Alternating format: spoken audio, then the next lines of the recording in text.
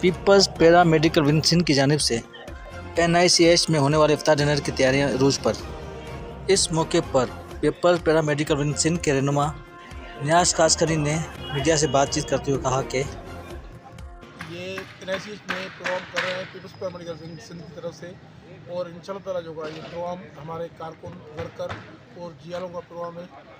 हमेशा हर साल की तरह प्रोग्राम ये करते रहते हैं।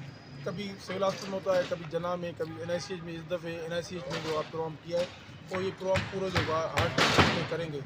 और पीपल्स पैरा मेडिकल विंग जो पहले आल सिंध पीपल्स पैरा मेडिकल थी, तो वो ख़त्म करके चेयरमैन बिलावल भुट्टो साहब ने जो हमारे ऊपर एहसान किया। 30 साल की मेहनत थी, उसने पीपल्स पैरा मेडिकल विंग का दर्जा दिया और ऑर्गेनाइज कमेटी बनाई, जिसमें सिंध का मेंबर मैं हूँ, सिंध का जो ऑर्गेनाइज मेंबर हूँ।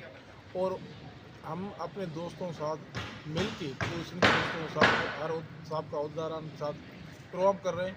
और NICH में पूरी पाकिस्तान पीपल्स पार्टी इंशाल्लाह कैडर भी होगी और हमारे कारकुन वर्कर होंगे। इंशाल्लाह प्रोग्राम भरपूर तरीके से कामयाब करेंगे।